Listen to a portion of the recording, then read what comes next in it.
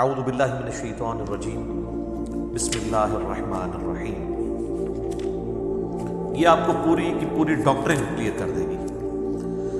ان تکفروا فإن اللہ غنی عنکم، اگر تم ناشکری کی روش اختیار کرو گے، کفر کرو گے، تو بے شک اللہ تعالی غنی ہے، اسے کسی کی کوئی پرواہ نہیں۔ لیکن یہ نہ سمجھ لینا کہ آپ جو مرضی کرتے رہو، ولا یرضی لعبادہ الکفر، لیکن اپنے بندوں کے معاملے میں اللہ تعالیٰ کبھی راضی نہیں کہ کوئی اس کا ناشکرہ بنے، اس کا کفر کرے۔ وَإِن تَشْكُرُوا يَرْضَهُ لَكُمْ، اور اگر تم شکر گزاری کی روش اختیار کرتے ہو تو یہی وہ پسند کرتا ہے۔ پورا دین شکر گزاری ہے، اللہ نے جو نعمتیں دی ہیں وہ اللہ کے کاموں میں لگائی جائیں۔ وَلَا تَزِرُ وَازِرَةٌ وِزْرَ أُخْرَىٰ، اور کوئی بوجھ اٹھانے والی جان کسی دوسرے کے اعمال کا بوجھ نہیں اٹھائے گی۔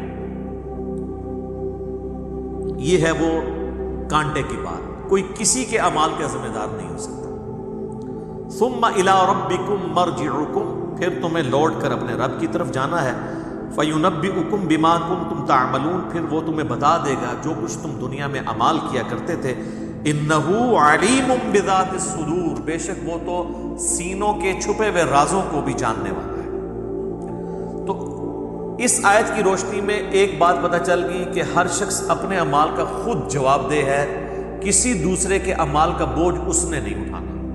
خواہ کوئی پیر آپ کو یہ نعرہ لگائے ہوئے ہے کہ میں بوجھ شیئر کر لوں گا تو وہ بالکل غلط کہہ رہا ہے، اور خواہ کوئی برا آدمی جو ہے وہ یہ سمجھتا ہے کہ میرے گناہوں کا بوجھ میری اولاد اٹھا لے گی، تو ایسا نہیں۔ اولاد ماں باپ کا نہیں اٹھا سکتی، ماں باپ اولاد کا نہیں۔ البتہ ایک ایکسیپشن ہے، جس نے گمراہی کی پیشوائی کی، گمراہی کو جاری کیا، چاہے ماں باپ ہوں چاہے اولاد ہو، تو وہ بھگتے گی۔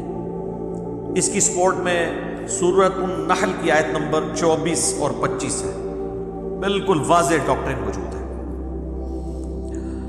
وَإِذَا قِيلَ لَهُم مَاذَا أَنزَلَ رَبُّكُمْ، اور جب ان سے کہا جاتا ہے کہ تمہارے رب نے کیا نازل کیا، قَالُوا أَسَاطِيرُ الْأَوَّلِينَ، تو یہ کہتے ہیں یہ تو اگلے لوگوں کی کہانی ہے، نعوذ باللہ۔ لِيَحْمِلُوا أَوْزَارَهُمْ كَامِلَةً يَوْمَ الْقِيَامَةِ، یہ اس لیے کہ قیامت والے دن یہ پورے کا پورا بوجھ اٹھائیں گے ان برے اعمال کا۔ وَمِنْ أَوْزَارِ الَّذِينَ يُضِلُّونَهُمْ بِغَيْرِ عِلْمٍ، اور یہ بوجھ ان کا بھی اٹھائیں گے جن کو انہوں نے بغیر علم کے گمراہ کیا۔ أَلَا سَاءَ مَا يَزِرُونَ، آگاہ ہو جاؤ کتنا ہی برا بوجھ ہے جو یہ اٹھا رہے ہیں۔ یعنی جو گمراہی کے پیشوا ہیں، جنہوں نے لوگوں کو گمراہی کے اوپر چلایا ہے، ان لوگوں کا وبال جو ہے نا وہ پیشوا بھی اٹھائیں گے۔ اس کا یہ مطلب نہیں کہ ان پہ نہیں ہوگا، ان پہ اپنا بوجھ ہوگا لیکن دوسروں پر ڈبل ہو جائے گا۔ جس طرح کہ سورۃ الاحزاب کے آخری رکوع میں آتا ہے کہ اے اللہ ہمارے بزرگوں نے، ہمارے بڑوں نے ہمیں گمراہ کیا، انہیں دگنا عذاب دے۔ تو یہ نہیں، وہ خود بھی آگ میں ہوں گے، وہ کہیں گے ان کو ڈبل دے، ان کی وجہ سے ہم گمراہ ہوئے۔ جن کے لیے یہاں پہ دنیا میں لوگوں سے لڑا کرتے تھے، جن کو چندے کھلایا کرتے تھے، جن کے لیے مر مٹنے کے لیے تیار ہو جاتے تھے، قیامت والے دن کہیں گے کہ اللہ ان کو ڈبل عذاب دے، ان کی وجہ سے ہم گمراہ ہوئے۔ تو یہ ایکسیپشن ہے کہ اگر کسی شخص نے دنیا میں گمراہی کو عام کیا تو وہ جتنے فالوورز ہیں ان کا وبال بھی اٹھائے گا کمبائنڈ فارم میں، اور فالوورز کے اپنے وبال میں بھی کمی نہیں ہوگی۔ تو یہ مکافات عمل اس اعتبار سے ہوگا کہ انہوں نے وہ بوجھ اٹھانا ہے۔ اب رہا آخرت کے اندر مکافات عمل کا ایشو، تو یہ یاد رکھیے گا قرآن حکیم میں یہ ٹاپک کئی جگہ ڈسکس ہوا ہے۔ کلائمیکس اس کا سورۃ الزلزال ہے، فَمَن يَعْمَلْ مِثْقَالَ ذَرَّةٍ خَيْرًا يَرَهُ وَمَن يَعْمَلْ مِثْقَالَ ذَرَّةٍ شَرًّا يَرَهُ، جس نے ذرے کے برابر بھی نیکی کی ہے، خیر کا کام، قیامت والے دن وہ اس کے سامنے لے آیا جائے گا، اور جس نے ذرے کے برابر گناہ بھی کیا ہے وہ بھی نہیں بچے گا، وہ بھی اس کے سامنے اللہ تعالیٰ لے آئے گا۔ اب رہا دنیا میں مکافات عمل، بدلہ ملنا، اس کا نتیجہ ملنا برے اعمال کا، تو یہ پاسبل ہے. اچھے اعمال کا بھی مکافات عمل دنیا میں ہو سکتا ہے کسی شخص کے حق کے اندر. کافروں کے لیے تو ہمارا عقیدہ ہی یہی ہے کہ کافروں کو دنیا میں ان کے نیک اعمالوں کا اجر مل جائے گا. مشہوری کی شکل میں مدر ٹریسا نے بہت نیکی کے کام کیے, دنیا میں امن کا نوبل پرائز بھی اسے ہیومینٹی کا مل گیا, بس یہ اس کے لیے اجر ہو گیا. آخرت اس کے لیے ہے جس کا عقیدہ توحید کا, رسالت کا, آخرت کا درست ہو. دنیا کے اندر جو مکافات عمل والا معاملہ ہے یہ ہو بھی سکتا ہے اور نہیں بھی ہو سکتا.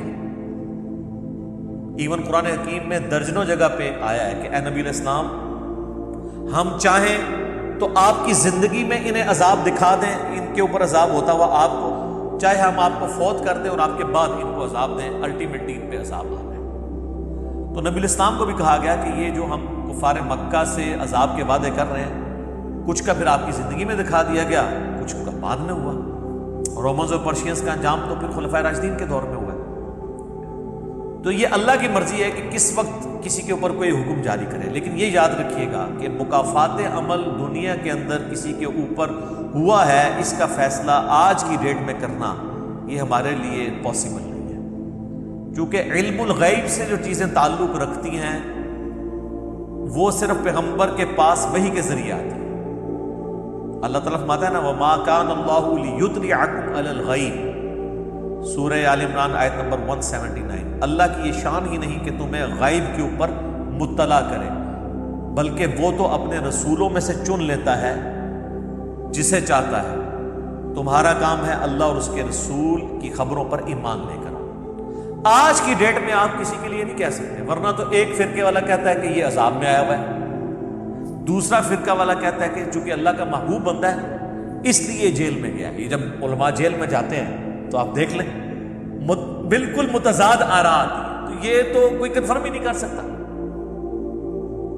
ہاں نبی علیہ السلام دنیا میں موجود ہوں تو پھر وحی کی تائید کے ذریعے کسی کے بارے میں کیا جا سکتا ہے. آج کی ڈیٹ میں اگر کسی کے اوپر کوئی تکلیف آئی ہے تو ہمارا ایٹیچیوڈ یہ ہونا چاہیے کہ ہم اسے آزمائش ہی ڈکلیئر کریں گے, مکافات عمل نہیں کہہ سکتے. ہمارے پاس کیا دلیل ہے اس چیز کی؟